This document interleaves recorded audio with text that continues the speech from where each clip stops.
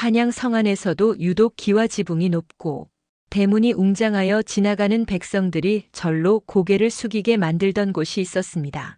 바로 이조판서 이일로 대감의 자택이었지요. 그 집안의 유일한 적자이자 대를 이을 귀한 몸이 바로 성우 도령이었습니다. 성우 도령은 생김새부터가 남달랐습니다. 뽀얀 피부는 갖다 낸 백합 같았고 눈망울은 밤하늘에 샛별을 박아 넣은 듯 총명함이 뚝뚝 떨어졌습니다.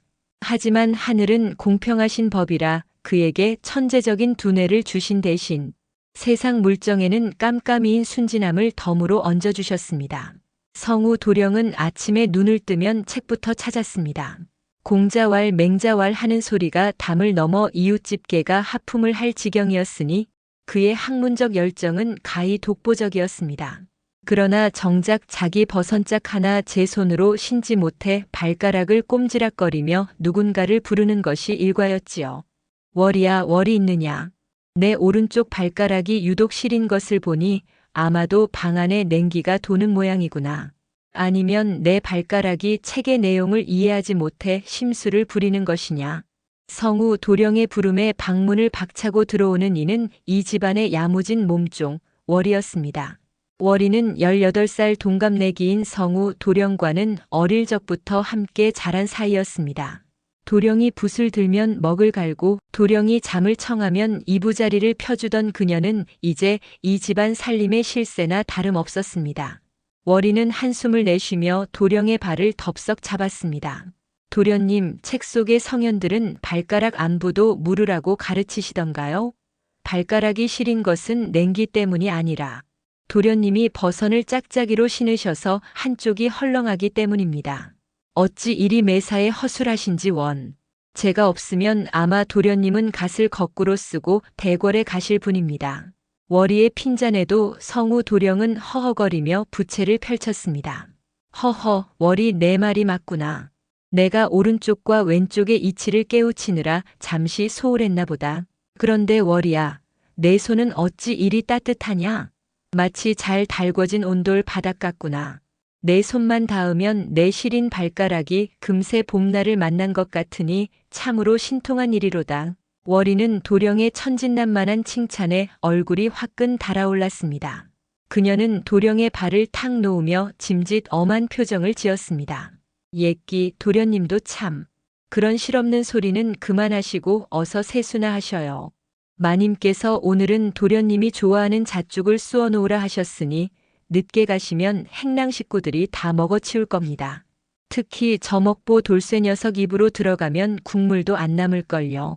성우 도령은 그제야 배가 고픈 듯 배를 문질렀습니다.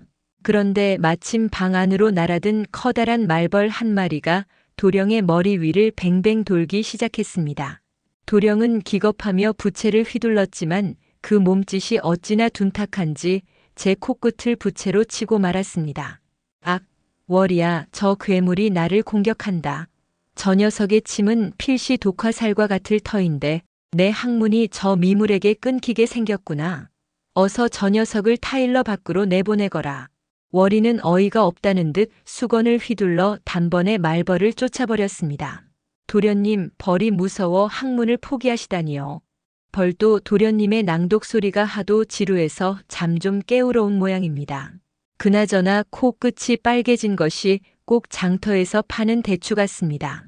이 꼴로 잣죽을 드시러 가시면 마님께서 또 걱정하시겠네요. 도령은 거울을 비춰보더니 울상을 지었습니다. 이걸 어쩐다지. 내 외모가 이리 상했으니 오늘 글 읽기는 다 틀렸구나.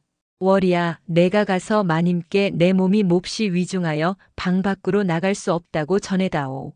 말벌의 습격에 코가 중상을 입었다고 말이다. 월이는 참지 못하고 웃음을 터뜨렸습니다. 깔깔깔. 도련님, 정말 목말리십니다. 말벌에게 코를 맞은 게 아니라 제 부채에 맞으신 거잖아요. 알았습니다. 제가 코에 붙일 고약이라도 가져올 테니 엄살 부리지 마셔요. 정말이지 도련님을 모시는 건 아이 하나를 키우는 것보다 더 힘이 듭니다요. 월이가 방을 나가고 나서 성우 도령은 다시 책을 펼쳤지만 시선은 자꾸만 월이가 나간 문턱에 머물렀습니다. 월이는 비록 종의 신분이었으나 이 집안에서 가장 믿음직하고 따뜻한 존재였습니다. 성우는 가끔 생각했습니다. 저 아이가 만약 사대부 가문의 여식으로 태어났다면 자신은 기꺼이 그녀의 집 앞에서 밤새도록 시를 읊었을 것이라고 말입니다. 그날 오후 집안 분위기가 심상치 않게 돌아가기 시작했습니다. 사랑방에서 대감마님의 고함이 터져나왔고 마당을 오가는 하인들의 발걸음에는 공포가 서려 있었습니다. 성우는 영문도 모른 채 서재에 앉아 있었고 월이가 급히 방으로 뛰어들어왔습니다. 월이의 눈에는 이미 눈물이 그렁그렁 맺혀 있었습니다. 도련님, 큰일 났습니다. 어서 피하셔야 해요. 대감마님께서 정적들의 모함을 받아 의금부에서 사람들이 들이닥치고 있습니다. 대감마님께선 이미 연행되셨고 이 집안은 이제 곧 역적의 가문으로 낙인 찍힐 판입니다. 성우 도령은 손에 든 붓을 떨어뜨렸습니다. 그게 무슨 소리냐, 월이야? 아버님께서 역적이라니? 그럴 리가 없다. 아버님은 평생을 전하께 충성하신 분이다. 무언가 잘못된 것이 분명해. 내가 직접 가서 해명을 하겠다. 성우가 일어서려 하자 월이가 그의 소매를 붙잡으며 바닥에 주저앉았습니다. 그녀의 눈물이 도령의 하얀 옷자락을 적셨습니다. 안 됩니다, 도련님. 지금 나가시면 도련님도 무사하지 못합니다. 마님께서 마지막으로 제게 당부하셨습니다. 도련님만은 꼭 살려야 한다고, 이 집안의 대를 이어야 한다고 말씀하셨습니다. 제발 2년의 말을 들으셔요. 지금은 도망치셔야 합니다. 월이의 통곡 섞인 호소에 성우의 가슴은 찢어지는 듯 했습니다. 한 나라의 판서댁 아들이라는 자부심, 평생을 바쳐온 학문, 그리고 부모님의 인자한 미소가 단 한순간에 무너져 내리는 소리가 들리는 듯 했습니다. 성우는 월이의 어깨를 잡고 떨리는 목소리로 물었습니다. 그럼 너는 어찌 되는 것이냐? 너와 어머님을 두고 나만 어찌 가란 말이냐? 도련님, 제 걱정은 마셔요. 저는 몸종이라 저들이 크게 눈독 들이지 않을 겁니다. 하지만 도련님은 다릅니다.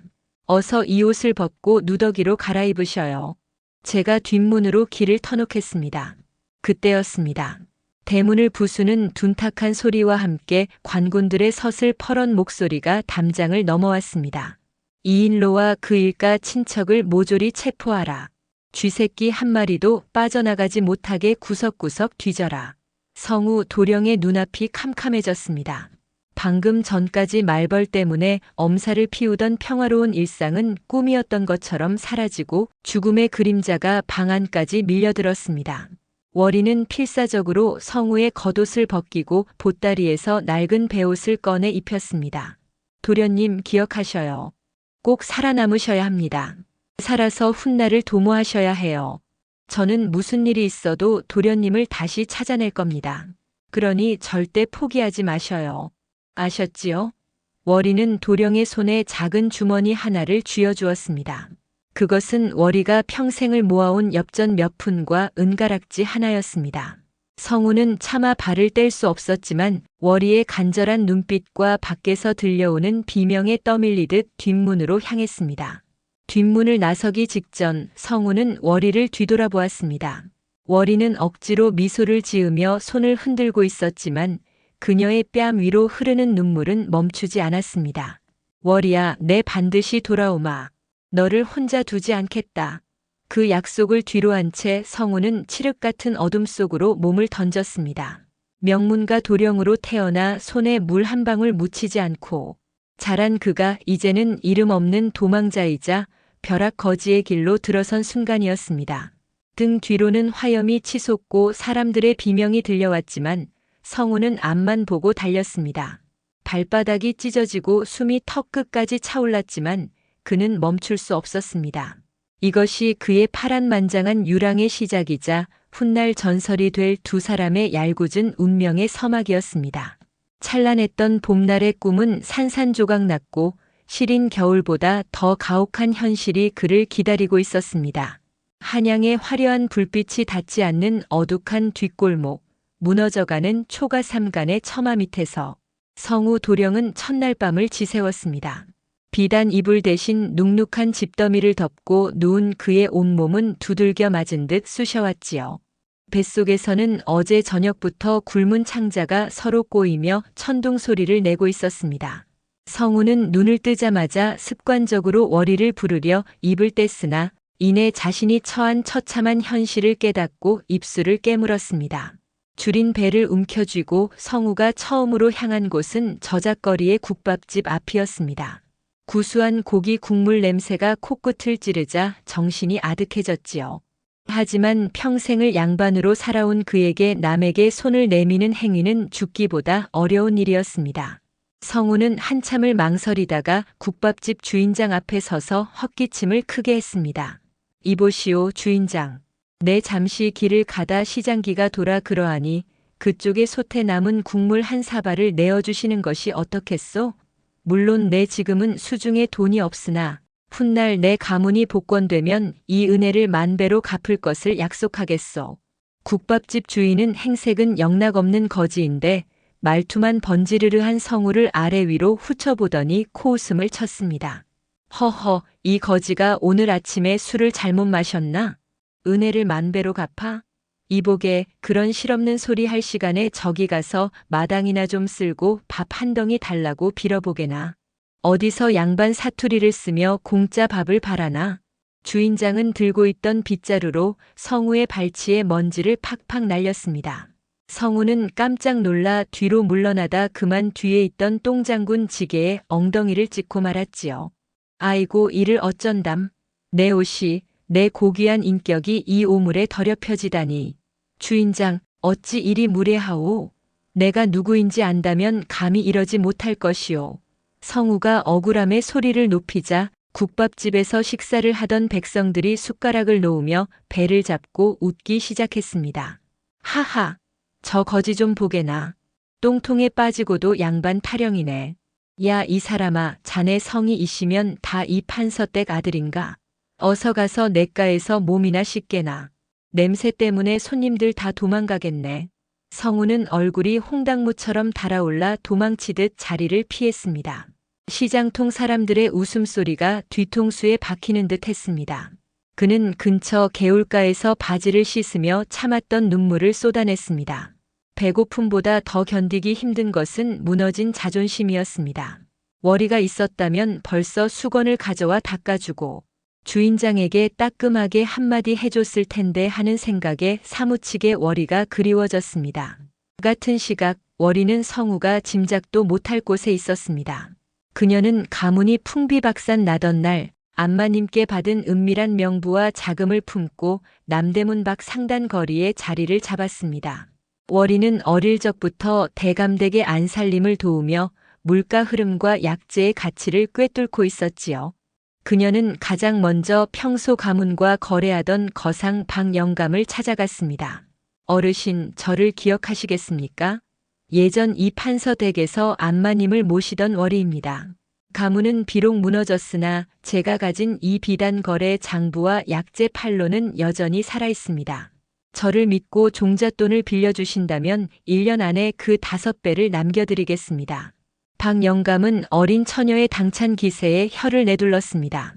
허허, 월이 내가 영리하다는 소문은 익히 들었다만 일이 대담할 줄은 몰랐구나. 하지만 지금 내 주인이 역적으로 몰려 쫓기는 판에 내가 어찌 너를 돕겠느냐. 자칫하면 내 목도 날아갈 판인데. 월이는 눈 하나 깜짝하지 않고 박영감의 눈을 똑바로 쳐다보며 말했습니다. 어르신, 장사꾼이 언제부터 국법을 그리 따지셨습니까? 돈이 되는 곳에는 귀신도 간다고 하셨지요. 지금 북방의 여진족들이 귀한 산삼을 구하지 못해 안달이라는 정보를 입수했습니다. 제가 그 길을 열어드리겠습니다. 저를 돕는 것이 아니라 어신의 상단이 한양 최고가 될 기회를 잡으시는 겁니다. 월이의 야무진 설득에 결국 박영감은 전대를 풀었습니다. 월이는 그날부터 밤잠을 설쳐가며 저작거리를 누볐습니다. 여자라는 무시를 당할 때면 더 독하게 장부에 매달렸고 험한 길도 마다치 않고 약초꾼들을 찾아다녔습니다. 그녀의 손은 어느새 굳은 살이 박이고 거칠어졌지만 가슴속에는 오직 하나, 성우 도령을 다시 찾아내겠다는 일념뿐이었습니다. 한 달이 지난 어느 날 월이는 북방과의 약재 거래에서 큰 성공을 거두며 첫 거금을 손에 쥐었습니다. 그녀는 박영감에게 빌린 돈을 갚고도 남은 돈으로 작은 점포 하나를 낼 수 있게 되었지요. 월이는 기쁜 마음에 성우 도령에게 주려고 남겨두었던 옥색 도포를 꺼내보며 혼잣말을 했습니다. 도련님, 조금만 기다리셔요. 제가 곧 도련님을 모실 수 있는 큰 집을 짓고 기다릴 테니 제발 어디선가 무사히만 계셔주셔요. 배고픈 건 못 참으시는 분인데 찬밥이라도 얻어 드시고 계신지 걱정이 태산입니다. 월이의 눈에서 굵은 눈물방울이 옥색 도포 위로 툭 떨어졌습니다. 주인과 종의 신분으로 시작된 인연이었으나 이제 그녀에게 성우는 지켜주고 싶은 세상의 전부가 되어 있었습니다. 한편 성우 도령은 이제 한양의 베테랑 거지들에게 구걸하는 법을 배우고 있었습니다. 깡통을 두드리는 박자도 맞추지 못해 구박받기 일쑤였지만 살아야 한다는 본능이 그를 버티게 했습니다. 어이 김씨, 자네는 목소리가 너무 고와서 사람들이 돈을 안 주는 거야. 좀 더 처량하게 자식을 셋이나 잃은 애비처럼 꺽꺽 울면서 빌어보란 말이야. 성우는 동료 거지의 조언에 입술을 파르르 떨며 연습했습니다. 아이고 나리, 한 푼만 줍시오. 제가 사흘을 굶어 장부가 등에 붙었습니다요. 제발 자비를 베푸소서. 성우는 제 목소리에 소스라치게 놀랐습니다.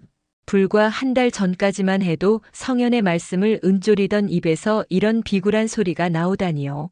하지만 그날 저녁 처음으로 깡통에 담긴 엽전 몇 푼과 식은 주먹밥 한 덩이를 보며 성우는 미친 듯이 눈물을 흘리며 밥을 입에 밀어 넣었습니다. 흙먼지가 섞인 밥알이 꿀맛처럼 달게 느껴지는 스스로가 한없이 가련하고도 웃겨서 그는 꺼이꺼이 울며 웃음을 터뜨렸습니다. 이리도 천박하게 맛있는 밥이라니. 공자님, 맹자님, 저를 용서하소서. 배가 고프니 도덕도 체면도 다 밥알에 묻어나가는구려. 달빛 아래 비친 성우의 그림자는 더 이상 고고한 선비가 아니었습니다. 하지만 그의 눈빛만큼은 죽지 않고 살아있었습니다. 한양 땅 한복판에서 벼락 거지가 된 남자와 벼락, 부자가 된 여자의 운명은 이리도 엇갈린 채 서로를 향해 거대한 파도처럼 밀려가고 있었습니다. 세월은 유수와 같아 어느덧 3년이라는 시간이 흘렀습니다. 한양 저작거리에는 전설적인 여상단의 우두머리에 대한 소문이 파다했지요. 그 주인공은 바로 월이었습니다.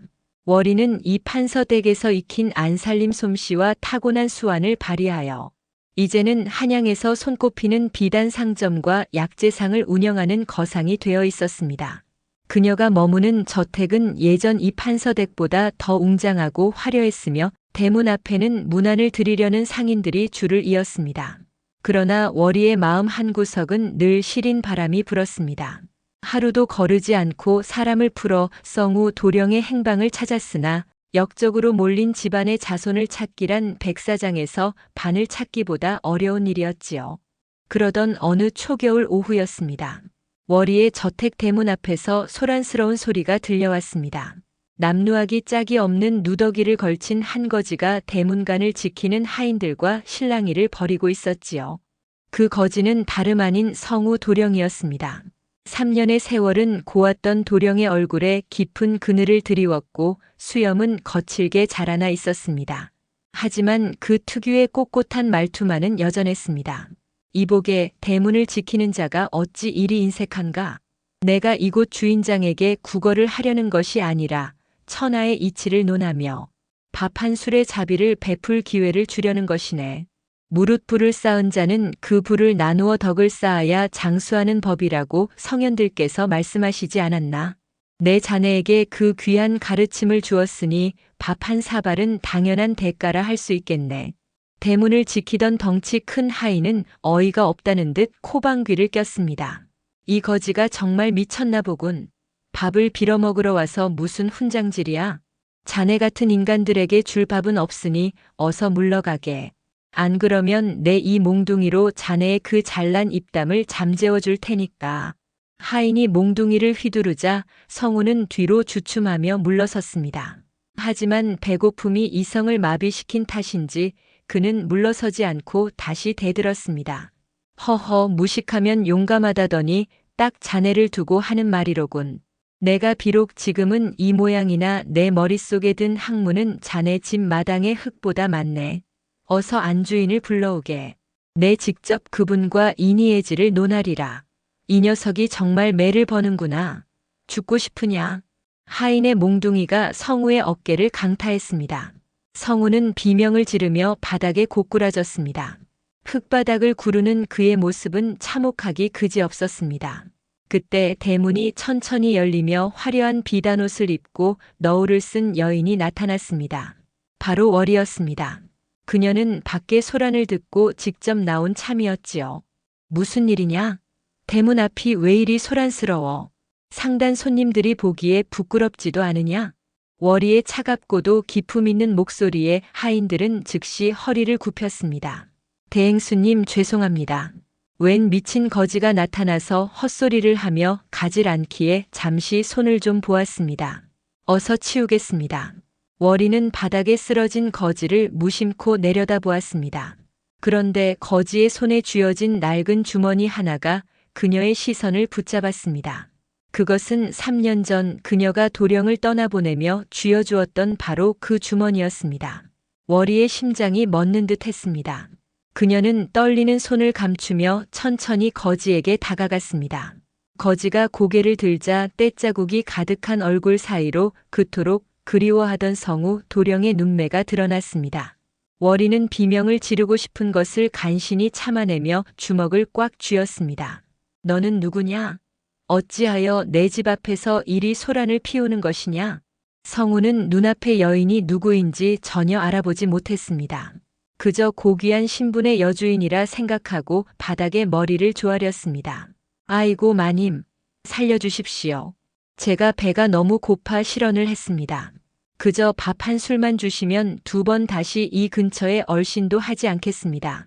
제발 노여움을 푸소서. 성우의 비굴한 목소리에 월이의 가슴은 천갈래 만갈래로 찢어지는 듯 했습니다. 한때 하늘처럼 우러러보던 도련님이 자신에게 버선을 신겨달라. 투정 부리던 그 고고한 선비가 이제는 제 발밑에서 목숨을 구걸하고 있었습니다. 월이는 눈물이 쏟아질 것 같아 고개를 돌렸습니다. 그녀는 차가운 어조로 하인들에게 명령했습니다. 이자를 안 채 행랑방으로 들이거라. 그리고 깨끗이 씻기고 새 옷을 입혀라. 행색은 비천하나 말투에 기품이 있으니 그를 아는 자라면 우리 상단의 장부를 정리하는 일을 맡기면 되겠구나. 예. 대행수님, 거지 새끼를 집안에 들이시다니요.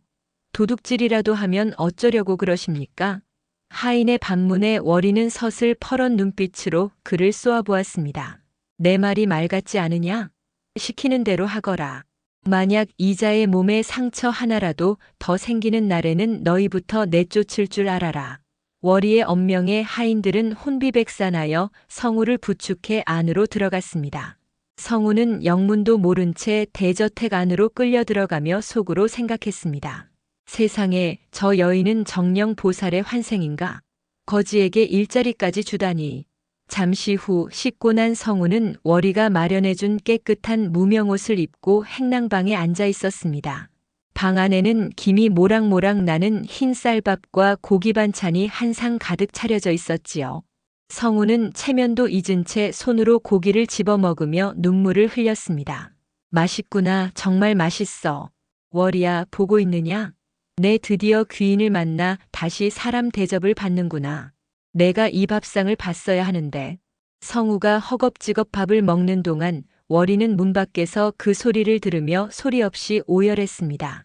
문구멍 사이로 보이는 도령의 마른 어깨와 밥을 삼키느라 꿈틀거리는 목살이 너무나 가여웠습니다.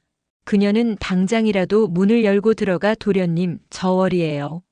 라고 외치고 싶었으나 자존심 강한 성우가 제 몸종이었던 여인 밑에서 일을 한다는 사실을 알게 되면 어떤 반응을 보일지 두려웠습니다. 월이는 마음을 가다듬고 방 안으로 들어갔습니다. 성우는 깜짝 놀라 먹던 밥알을 튀기며 일어섰습니다. 아이고 마님, 식사 중에 무례를 범했습니다. 용서해 주십시오. 월이는 짐짓 엄한 표정을 지으며 의자에 앉았습니다. 잘 먹었느냐? 내 너에게 일자리를 주겠다고 했으니 이제 밥값을 해야 할 것이다. 내 이름은 월이라 한다. 앞으로 너는 이곳에서 내 수발을 들며 상단의 잔물을 보게 될 것이다. 알겠느냐? 성우는 월이라는 이름을 듣고 잠시 멈칫했습니다. 하지만 설마 저 대단한 여상주가 자신의 몸종 월이일 리가 없다고 생각했지요. 이름이 같을 뿐이라 여긴 성우는 고개를 숙였습니다. 예, 월이 마님. 목숨을 구해주셨으니 무슨 일이든 시켜만 주십시오. 제가 비록 이 모양이어도 글 하나는 기가 막히겠습니다. 장부 정리라면 자신 있습니다. 월이는 속으로 웃음이 났습니다. 글 하나는 기가 막히게 쓴다니 여전히 허세는 살아있으시구나. 그녀는 찻잔을 들며 말했습니다. 그래, 그럼 오늘부터 시작하자. 우선 내 발이 좀 부었으니 물을 좀 받아오너라. 주인이 시키는 일이라면 무엇이든 하겠다고 하지 않았느냐? 성우는 당황했습니다. 사대부 가문의 도령이었던 자신이 여인의 발을 씻겨야 한다니요. 하지만 뱃속의 쌀밥이 그에게 말했습니다. 자존심이 밥 먹여주냐, 어서 물을 떠오거라. 성우는 결국 쭈뼛거리며 물대야를 들고 월이의 발 앞에 앉았습니다. 월이는 비단 치마를 살짝 올리고 하얀 발을 내밀었습니다. 성우의 손이 월이의 발등에 닿는 순간 두 사람 사이에는 묘한 긴장감이 흘렀습니다. 성우는 정성껏 발을 닦으며 생각했습니다. 이 발 왠지 낯설지 않다. 예전 월이의 손처럼 따뜻하고 부드럽구나. 한편 월이는 발끝으로 전해지는 성우의 서툰 손길에 눈시울이 붉어졌습니다. 예전에는 자신이 닦아주던 도령의 손이 이제는 제 발을 닦고 있었습니다. 신분이 뒤바뀌어버린 이 기막힌 재회 속에서 월이는 속으로 다짐했습니다. 도련님, 제가 반드시 도련님의 가문을 다시 세워드릴게요. 그때까지는 제가 도련님의 주인이 되어 도련님을 지키겠습니다. 성우는 고개를 숙인 채 열심히 물기를 닦으며 중얼거렸습니다. 마님, 발 모양이 참 고우십니다. 꼭 제가 알던 누군가의 손매를 닮았습니다. 월이는 그 말에 참지 못하고 풋 하고 웃음을 터뜨렸습니다. 호호, 이 녀석 보게. 이제는 주인에게 아첨까지 하는구나. 그래, 그 누군가가 누군데 이리 극찬을 하느냐? 혹시 마음에 둔 정인이라도 있었던 게냐? 성우는 월이의 웃음소리에 가슴이 철렁했습니다. 그 웃음소리마저 자신이 그리워하던 누군가와 너무나 닮아 있었기 때문입니다. 하지만 성우는 그저 쓴웃음을 지으며 대답했습니다. 그저 꿈 같은 예시야기일 뿐입니다, 마님. 두 사람의 인연은 이리도 얄궂게 다시 엮이기 시작했습니다. 주인은 종이 되고 종은 주인이 된 이 기묘한 동거가 시작된 것이지요. 월이의 저택에서 장부를 정리하고 서들의 일을 거들게 된 성우 도령은 하루가 다르게 기운을 차려갔습니다. 비록 신부는 미천한 행랑객의 처지였으나 타고난 총명함 덕분에 복잡한 상단의 수입과 지출을 한눈에 꿰뚫어 보았지요. 월이는 그런 성우를 곁에 두고 수시로 불러내어 이런저런 심부름을 시켰습니다. 사실 심부름은 핑계였고 그저 한시라도 더 그와 가까이 있고 싶은 마음뿐이었지요. 어느 날 오후 월이는 서재에서 글을 쓰는 성우를 지켜보다가 넌지시 물었습니다.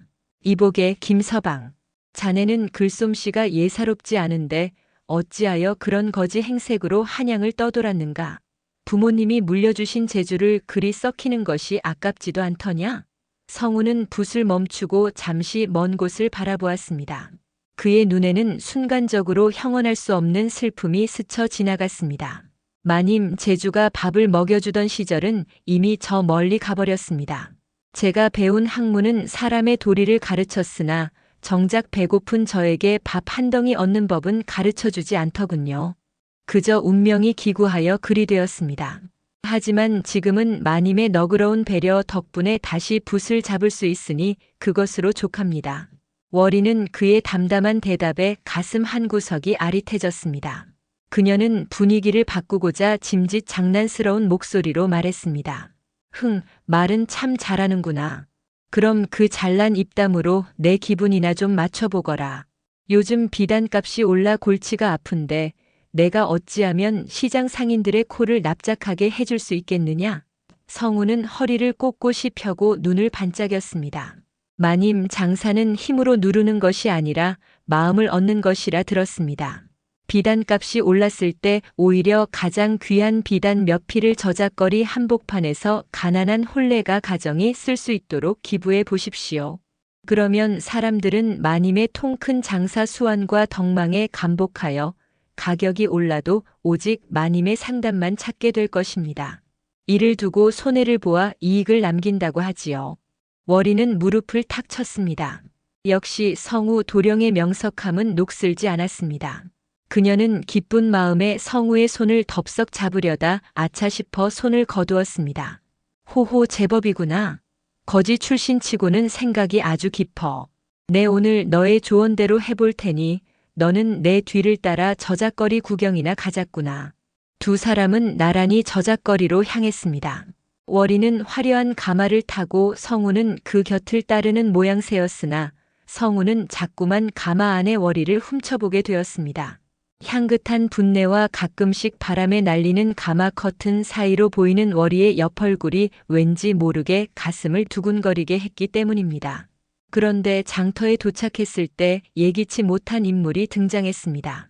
한양에서 월이의 상단과 경쟁 관계에 있는 천보상단의 행수 최판술이었습니다.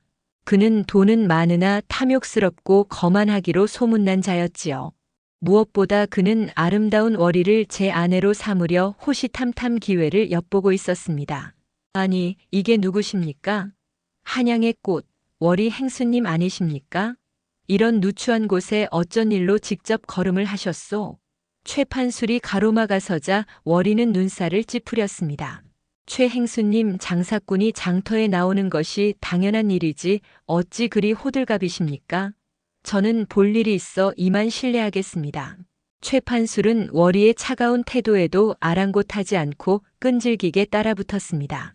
그러다 월이 곁에 서 있는 성우를 발견하고는 코방귀를 꼈습니다. 허허, 그런데 옆에 있는 이 꾀재재한 녀석은 누구입니까? 월이 행수님의 눈이 예전만 못하신가 봅니다. 이런 비루한 녀석을 대동하고 다니시다니 품격이 떨어지지 않겠소? 이보게 자네. 거지가 옷만 좀 바꿔 입었다고 양반인 줄 아는 모양인데 어서 내 앞길에서 비키게나. 최판술이 들고 있던 부채로 성우의 가슴을 툭툭 쳤습니다. 성우는 모욕감에 주먹을 꽉 쥐었지만 자신의 처지를 생각하며 고개를 숙였습니다. 하지만 월이는 참지 않았습니다. 무례하시군요, 최 행수님. 이분은 제 상단의 귀한 책사입니다. 함부로 손을 대지 마셔요. 그리고 사람의 품격은 겉옷이 아니라 그 속에 든 생각에서 나오는 법입니다. 금박을 입힌다고 구렁이가 용이 되지는 않지요. 월이의 일갈에 주변 사람들이 낄낄거리며 웃기 시작했습니다. 최판술은 얼굴이 불그락푸르락해져서 씩씩거리며 물러났습니다. 성우는 자신을 감싸준 월이를 보며 묘한 감동과 함께 깊은 자괴감을 느꼈습니다. 한때는 내가 저런 자들을 호령하던 자였는데 이제는 여인의 치마폭 뒤에서 보호를 받는구나. 그날 밤 성우는 뜰에 앉아 달을 보며 한숨을 내쉬었습니다. 그때 월이가 다가와 그의 곁에 앉았습니다. 그녀는 성우의 손에 작은 연고 하나를 올려주었습니다. 아까 그 무식한 인간 때문에 마음이 상했느냐? 최판술 그자는 원래 입이 걸레인 자니 신경 쓰지 마라. 그리고 이 연고를 발라라. 아까 보니까 부채 끝에 긁혔는지 가슴팍에 상처가 났더구나. 성우는 깜짝 놀라 뒷걸음질 쳤습니다. 마님, 어찌 하찮은 종의 몸을 그리 세심하게 살피십니까? 제 상처 따위는 아무것도 아닙니다. 다만 저런 자가 마님께 함부로 말을 거는 것을 보니 제 가슴이 더 아픕니다. 제가 조금만 더 힘이 있었다면 마님을 욕보이지 않았을 텐데 말입니다. 월이는 성우의 말에 가슴이 뭉클해졌습니다. 그녀는 조심스럽게 성우의 손을 잡았습니다. 이번에는 놓지 않았습니다. 김서방, 아니 도련님. 성우는 도련님이라는 말에 소스라치게 놀라 월이의 얼굴을 쳐다보았습니다. 월이의 눈에는 이미 이슬 같은 눈물이 고여 있었습니다. 마님, 방금 저를 무엇이라 부르셨습니까? 월이는 차마 정체를 밝히지 못하고 얼른 말을 돌렸습니다. 아니, 내 말투가 하도 고상하여 나도 모르게 실수를 했구나. 그만큼 너를 아낀다는 뜻이니 오해 마라. 그런데 김서방, 너는 혹시 예전에 모시던 사람 중에 나처럼 예쁜 사람이 없었느냐? 성우는 씁쓸하게 웃으며 대답했습니다.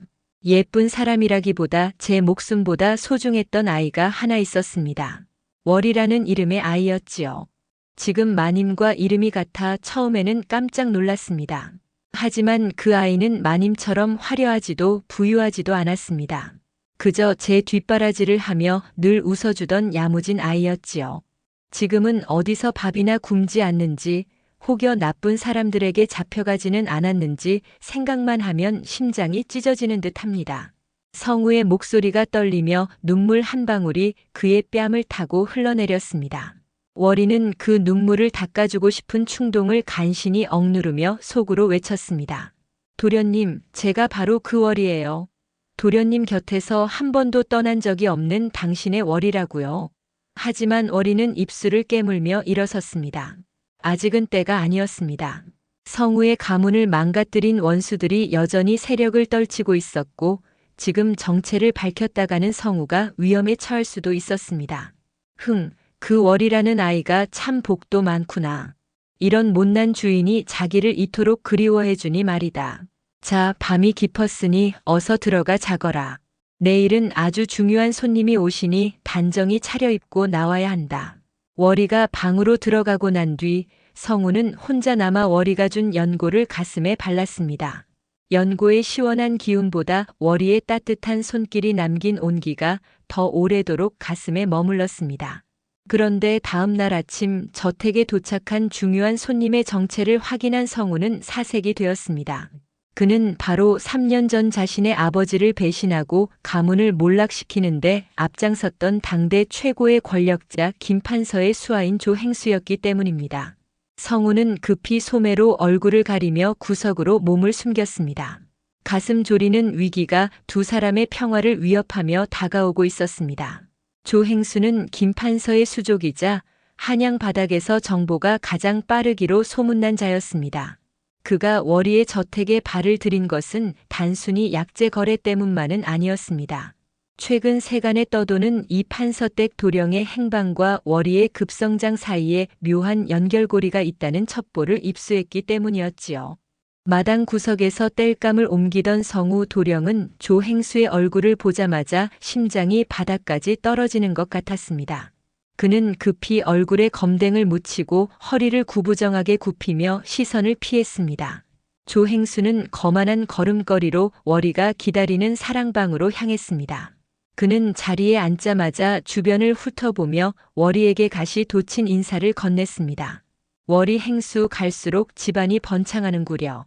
그런데 어찌된 일인지 집안에 낯선 얼굴들이 많아 보입니다. 혹시 요즘 관가에서 찾고 있는 그 이 판서댁 도망자 녀석에 대해 들은 바가 있으시오? 그놈만 잡으면 내 팔자가 고쳐질 텐데 말이오. 월이는 내색하지 않고 찻잔을 조행수 앞에 밀어놓았습니다.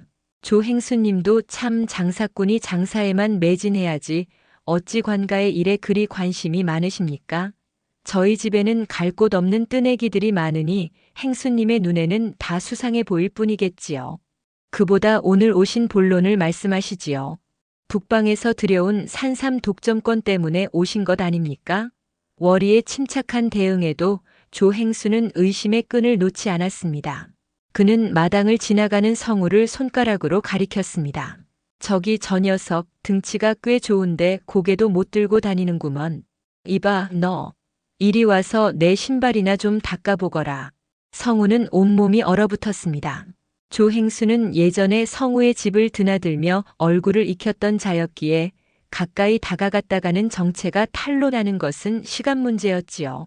성우는 일부러 혀 짧은 소리를 내며 바보 흉내를 내기 시작했습니다. 아이고 나리. 제가 손이 워낙 거칠어서 나리의 귀한 신발을 망칠까 두렵습니다요.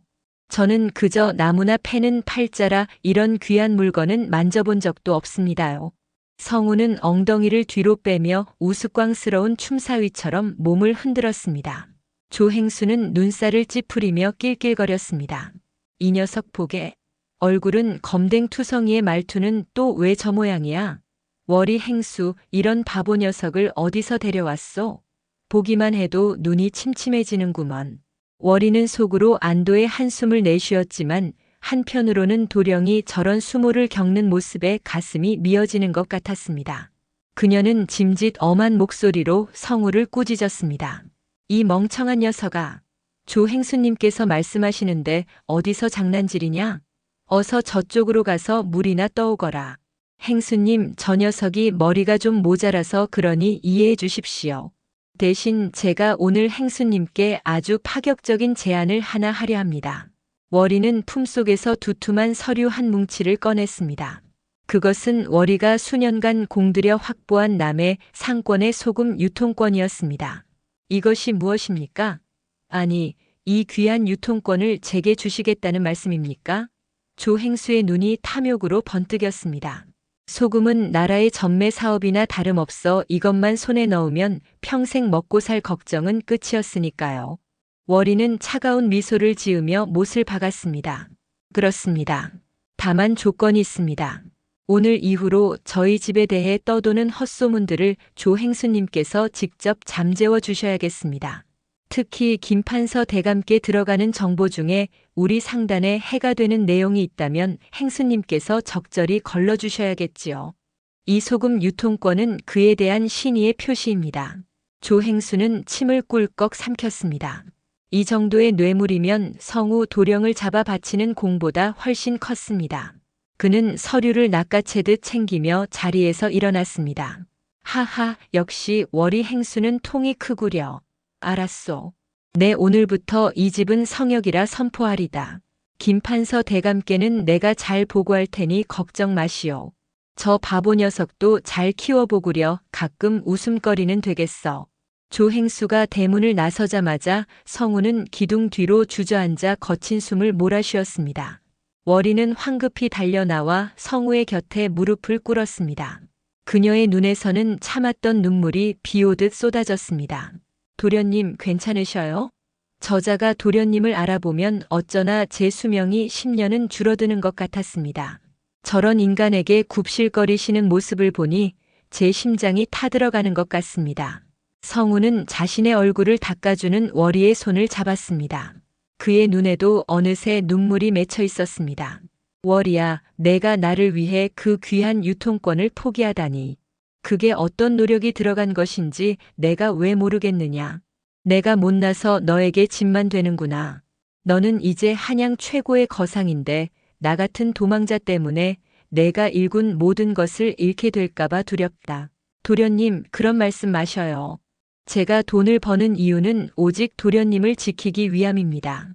소금 유통권 따위는 다시 따내면 그만입니다. 하지만 도련님을 잃으면 제 세상은 끝입니다. 그러니 제발 제 곁에서 한 발자국도 나가지 마셔요. 월이는 성우의 품에 얼굴을 묻고 흐느꼈습니다. 성우는 월이의 어깨를 감싸 안으며 굳게 다짐했습니다. 다시는 도망치지 않겠다고, 그리고 언젠가 반드시 제 이름을 되찾아 월이를 정식으로 아내로 맞이하겠다고 말입니다.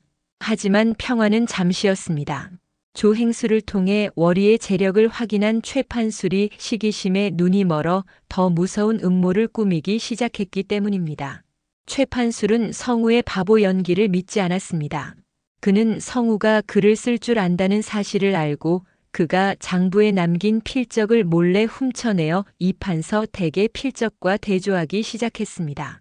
어둠이 짙게 깔린 밤, 월이의 저택 담장 너머로 수상한 그림자들이 움직였습니다.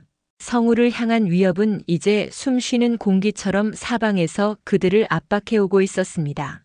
월이는 자신이 가진 모든 재산과 상단을 걸고 이번에는 관가와 조정의 고위직들을 상대로 더 위험한 도박을 준비해야 했습니다. 사랑하는 이를 지키기 위한 그녀의 투쟁은 이제 단순한 장사를 넘어 목숨을 건 전쟁으로 치닫고 있었습니다. 최판술의 집무실에는 긴장감이 감돌았습니다. 그는 탁자 위에 2장의 종이를 펼쳐놓고 커다란 수정 구슬을 들이대며 낄낄거리고 있었지요. 한 장은 예전 이 판서가 조정을 향해 올렸던 상소문의 사본이었고, 다른 한 장은 월이의 상단에서 성우 도령이 정리한 비단 거래 장부였습니다. 최판술은 2 종이에 적힌 나라 국자와 길도자의 삐침을 하나하나 대조하며 입을 쩍 벌렸습니다. 보아라, 이 독특한 필법을. 붓끝을 살짝 굴려 끝맺음을 하는 이 버릇은 한양 천지에 오직 이 일로 대감의 집안 사람들만 쓰던 비기라지 않더냐. 이 녀석 바보 흉내를 내며 숨어있더니 제 발로 내 덫에 걸려들었구나. 월이 그 계집도 이제 끝이다. 역적의 자손을 숨겨준 죄는 능지처참도 부족할 터이니 최 판술은 즉시 자신의 수하인 칠보기를 불러 은밀한 지시를 내렸습니다. 월이의 저택에 잠입하여 그 거지가 이 판서의 아들임을 증명할 결정적인 물증, 즉 가문의 인장이나 가보를 훔쳐오라는 것이었지요. 하지만 월이는 호락호락한 여인이 아니었습니다. 그녀는 이미 최 판술이 사람을 매수해 상단의 쓰레기통까지 뒤지고 있다는 정보를 입수하고 역공을 준비하고 있었지요. 그날 밤 담을 넘어 월이의 서재로 몰래 숨어든 칠보기는 책상 위에 놓인 화려한 비단 상자를 발견했습니다. 그는 횡재했다는 생각에 침을 꿀꺽 삼키며 상자를 열었지요. 그런데 상자 안에서 튀어나온 것은 금은 보화가 아니라 며칠 동안 삭혀 냄새가 진동하는 청국장 덩어리와 쥐덫이었습니다. 아이쿠야, 내 손가락. 이게 도대체 무슨 냄새냐?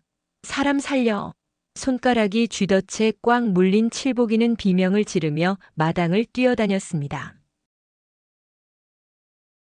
그때 미리 매복해 있던 하인들이 횃불을 들고 나타났고 월이가 여유롭게 걸어나와 부채로 코를 가리며 웃음을 터뜨렸습니다. 최행수의 수하가 우리 집 청국장 맛이 그리 궁금하여 담을 넘었단 말이냐? 이왕 온 김에 그 냄새나는 손가락을 관가에 가서 보여주는 게 어떻겠느냐? 도둑질하러 온 자의 손에 쥐덫이 들려있으니 증거가 아주 확실하구나. 월이의 익살스러운 일깔에 하인들은 배를 잡고 구르며 웃어댔습니다. 칠보기는 코를 찌르는 구수한 냄새와 손가락의 고통에 눈물을 쏙 빼며 빌어댔지요. 이 소동은 최 판술의 계획에 큰 차질을 빚게 했고 월이는 이 틈을 타 성우를 더욱 안전한 곳으로 옮기려 했습니다. 그러나 정작 문제는 집안 내부에서 터졌습니다. 성우 도령은 소동이 가라앉은 뒤 월이가 황급히 방을 비운 사이 서재를 정리하다가 벽 한 구석에 숨겨진 작은 벽장을 발견했습니다. 그 안에는 먼지 하나 묻지 않은 깨끗한 보따리가 있었지요.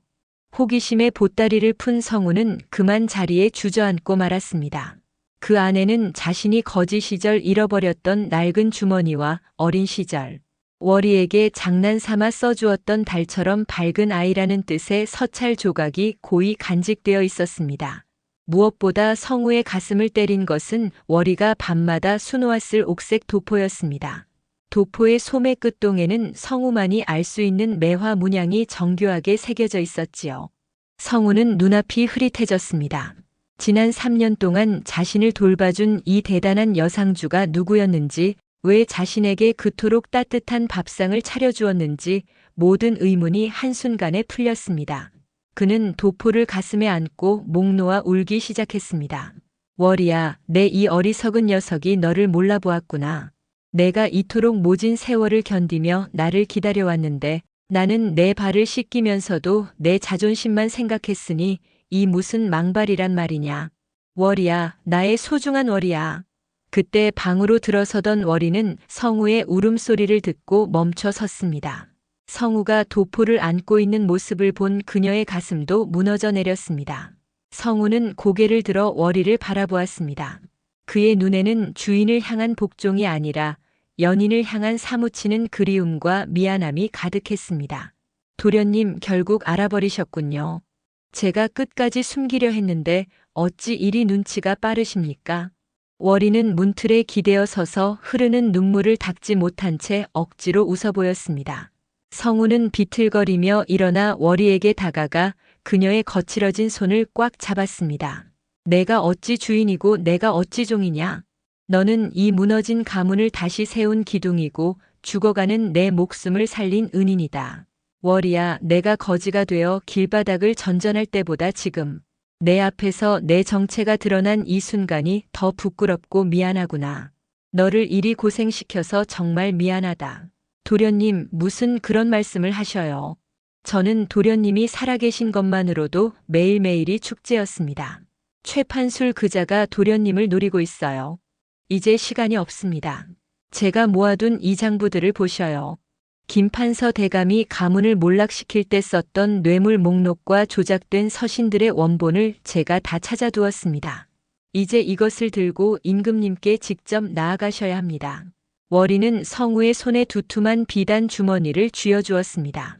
그것은 성우의 목숨줄이자 가문의 명예를 회복할 마지막 열쇠였습니다. 성우는 월이의 눈을 똑바로 쳐다보며 말했습니다. 가겠다. 가서 아버님의 누명을 벗기고 우리 가문을 다시 세우겠다.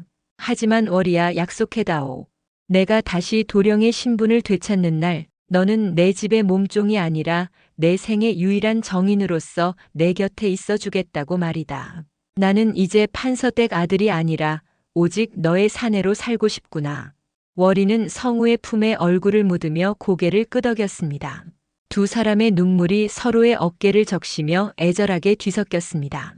신분의 벽은 이미 무너진 지 오래였고 두 사람 사이에는 오직 지독하고도 아름다운 사랑만이 남았습니다.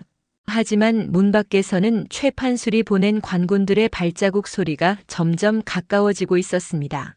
최판술은 칠보기의 실패를 보고받자마자 관가에 밀고 하여 역적의 자손을 체포한다는 명목으로 군사들을 동원한 것이지요.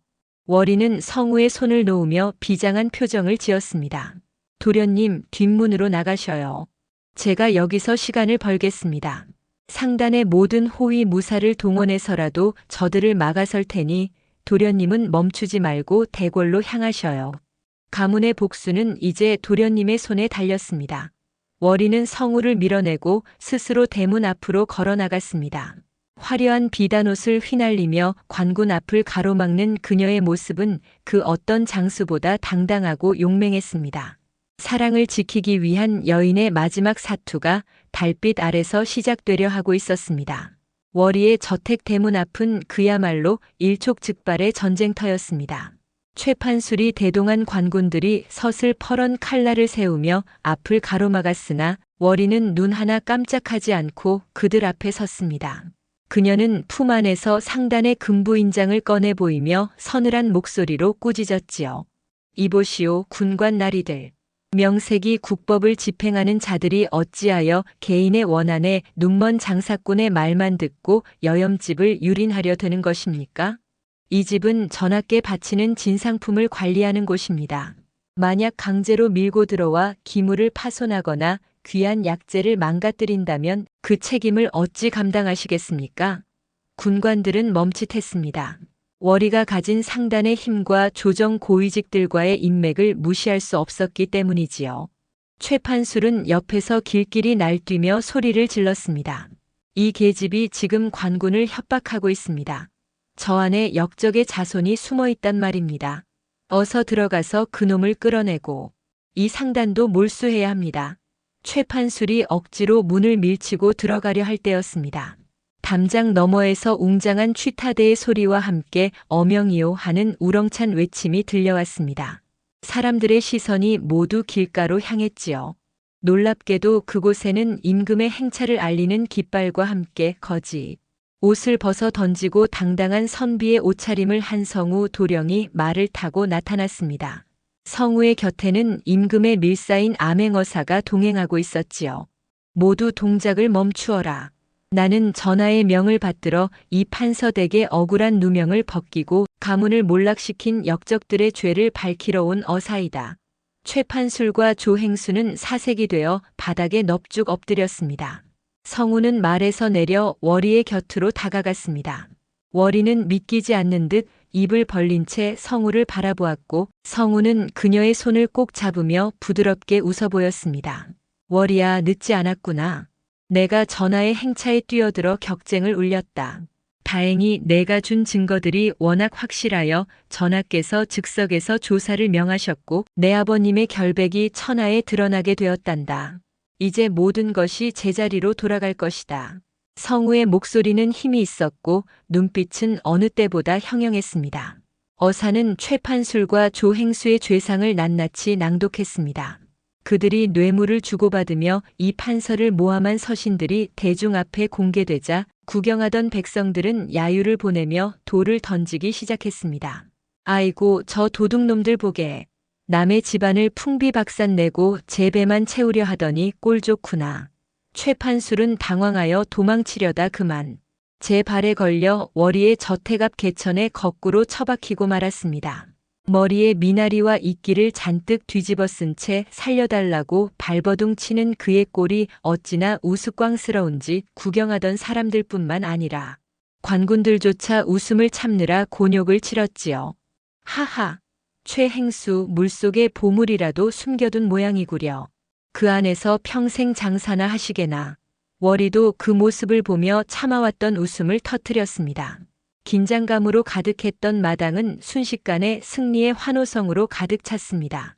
며칠 후 임금은 이 판서 가문의 명예를 회복시키고 몰수했던 가산을 모두 돌려주라는 명을 내렸습니다.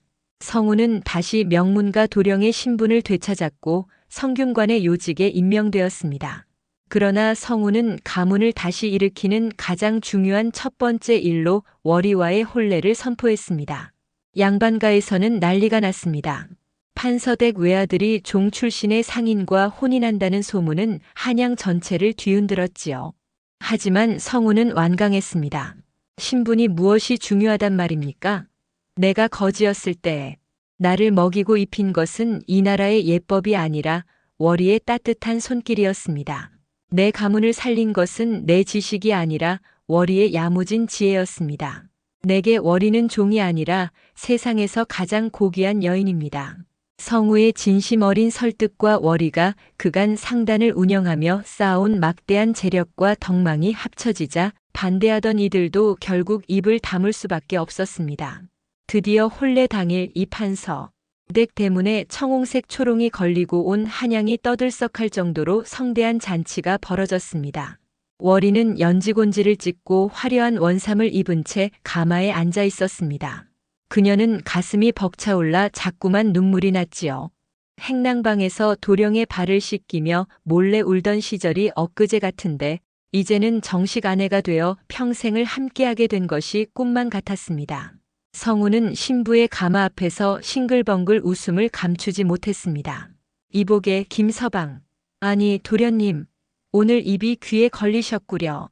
동료 상인들의 짓궂은 농담에 성우는 당당하게 대답했습니다. 허허, 그럼 당연하지. 천하의 월이를 아내로 맞이하는데 어찌 웃음이 나지 않겠나? 자네들도 얼른 들어와서 술이나 들게나. 오늘 잔치는 내 아내가 쏘는 것이니 마음껏 마셔도 좋네. 성우의 농담에 사람들은 다시 한번 폭소를 터뜨렸습니다. 신분이 뒤바뀌고 우여곡절을 겪었으나 두 사람의 마음은 처음 만난 그때보다 더욱 단단해져 있었습니다. 혼례를 마친 첫날 밤 성우는 월이의 비단 수건을 걷어올리며 그녀의 손을 잡았습니다. 거칠어진 월이의 손마디를 하나하나 어루만지며 성우는 나지막이 속삭였습니다. 월이야, 이제 너는 벼락부자가 아니라 이 성우의 벼락 같은 사랑을 받는 아내가 되었다. 내 평생 너를 종처럼 부리는 남편이 아니라 너를 주인처럼 모시는 사내가 되겠다고 맹세하마. 월이는 성우의 어깨에 머리를 기대며 대답했습니다. 도련님, 아니 서방님, 부자가 되면 무얼 하고 관직에 오르면 무얼 하겠습니까? 그저 서방님과 마주 앉아 잣죽 한 그릇 나누어 먹으며 웃을 수 있다면 저는 그것으로 족합니다. 다만 서방님이 다시 책에만 파묻혀 세상 물정 모르게 된다면 그땐 제가 다시 회계 장부를 들고 나설 테니 각오하셔요. 하하, 역시 내 아내답구나. 알았네. 내 장부는 자네에게 맡기고 나는 자네의 마음만 관리하겠네. 두 사람의 웃음소리가 달빛 아래 고요하게 퍼져나갔습니다. 벼락 거지가 되었던 도령과 벼락 부자가 되었던 몸종 처녀의 이야기는 이리하여 한양 땅의 가장 아름다운 전설로 남게 되었습니다. 고난 속에서도 꺾이지 않았던 두 사람의 사랑은 신분의 벽을 허물고 진정한 행복이 무엇인지를 보여주었습니다. 이듬해 봄 성우와 월이 사이에는 예쁜 아이가 태어났습니다. 아이는 아비를 닮아 눈매가 수려하고 어미를 닮아 손끝이 야무졌지요. 성우는 아이를 안고 마당을 거닐며 예전처럼 책을 읽어주었습니다. 월이는 그 곁에서 여전히 상단의 장부를 정리하며 가끔 성우의 갓이 삐뚤어진 것을 고쳐주곤 했습니다. 서방님 갓이 또 왼쪽으로 기울었습니다. 학문도 중요하지만 갓의 수평도 좀 맞추셔요. 허허, 부인도 참. 내 마음이 부인 쪽으로 쏠려 있어 그런 것이니 이해해주게나. 성우의 재치 있는 대답에 월이는 못 말린다는 듯 웃음을 지었습니다. 두 사람의 집 앞에는 매일같이 가난한 백성들을 위한 밥상이 차려졌고 그들의 덕망은 대대로 이어져 후세에까지 칭송을 받았습니다. 인생의 벼락은 때로 불행으로 다가오지만 그것을 견뎌내는 이들에게는 더 큰 축복의 벼락이 내린다는 것을 두 사람은 몸소 증명해 보였습니다. 찬란한 햇살이 부부의 머리 위로 쏟아지며 이야기는 따뜻한 마침표를 찍었습니다. 오늘 이야기 재미있으셨나요? 마음에 드셨다면 좋아요 눌러주시고 구독도 부탁드려요. 다음 이야기 꼭 보러 오세요.